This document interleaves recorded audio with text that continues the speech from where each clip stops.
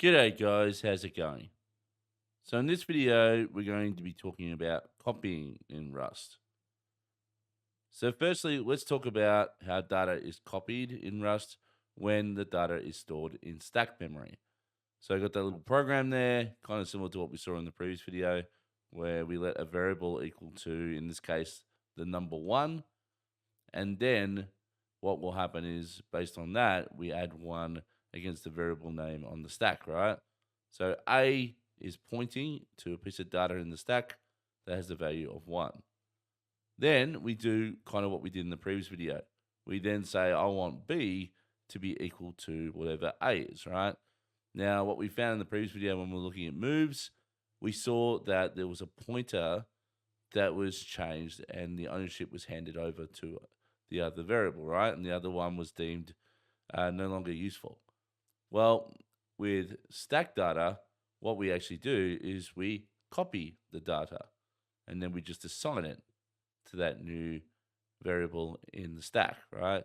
So now we have 2 copies of the same data. Now, why is that? Well, relatively, it's because most data in the stack is going to be very small, so it's not that difficult to change. Plus, we have the optimization of the stack already because this stuff can be determined at compile time. So it's not expensive to do a copy in this nature. However, when we start looking at the heap, right, and in the case of that first line up there where we initialize hello world, we saw this in the previous video, this idea of initializing and storing a pointer to a piece of heap memory. When we do a copy, which we can invoke by using the clone method on a string, what it will do is it will literally copy the heap memory. It'll duplicate it and it'll create another entry on the stack that's a pointer to this new piece of memory, right? So this doesn't happen out of the box when we did the normal assignment, B equals A, kind of like what we did with stack memory. And the reason for that is because we don't generally encourage copying heap memory information. Why is that? Because potentially it could be extremely large. So it's frowned upon to do that. But if you want to do that, this is how you do it, right? You do a clone, and that will give you the same behavior that we saw when we did the assignment with the stack, okay? So that's a pretty simple example of how copies work in regards to strings. Let's now have a look at some more examples in code.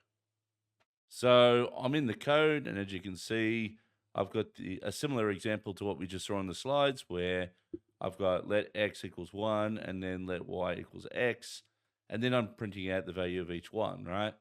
So when we were using strings, this would have done a move, right? If these were strings, it would have done a move which would have led to x not being able to be printed out.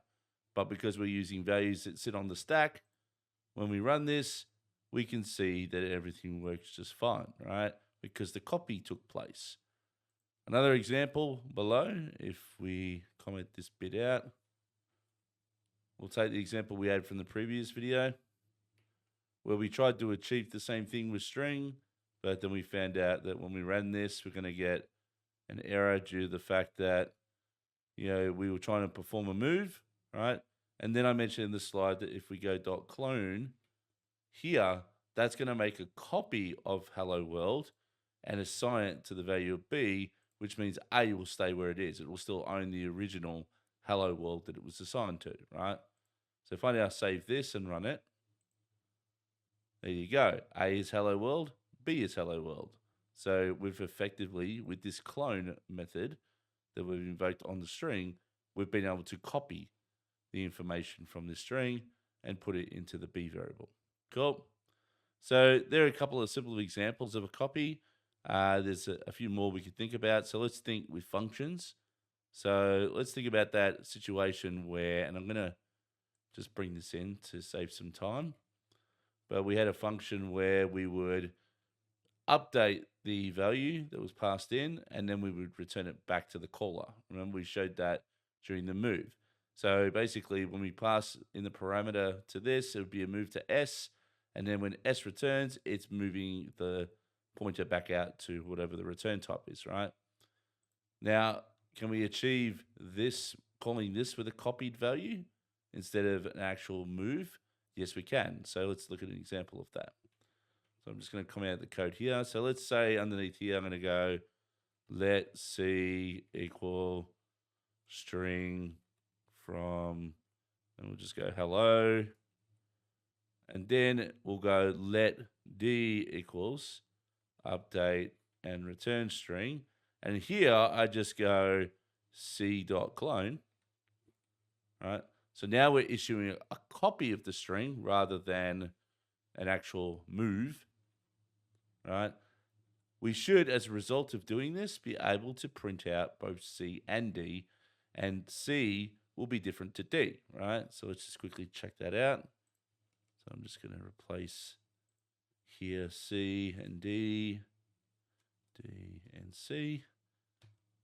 And if we run this part of the application, now we can see C has still got the ownership to the original hello, right?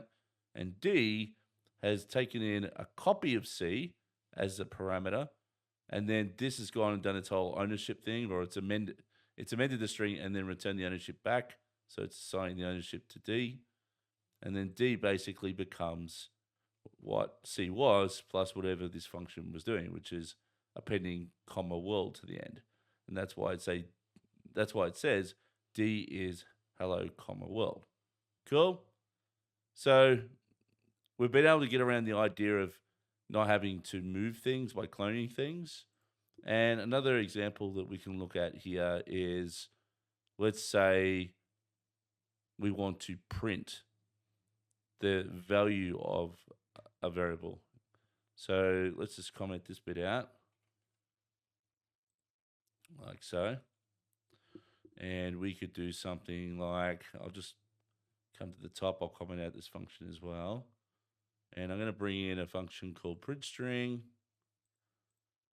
which looks like this. All it does is take in a string and then it prints it out, right?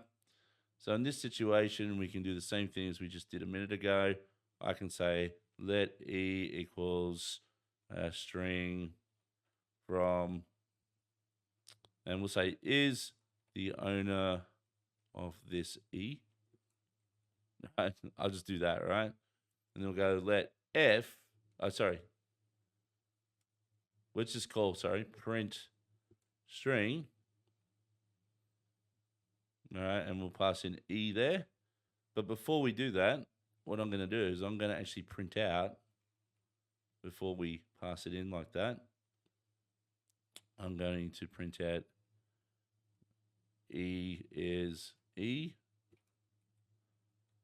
like so. And then I'm going to pass in a clone of E, not just E, because that'll do a move. And then after that, I'm going to print out, again, E is E.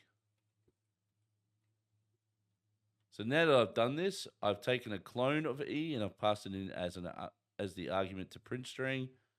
This line here should execute because this is now a copy, not a move. So let's just quickly test that out. And there we go. It prints out E is the owner of this question mark twice. So we answered the question, right? Now this is all great and everything. We're able to clone stuff to get around the idea that things are getting moved.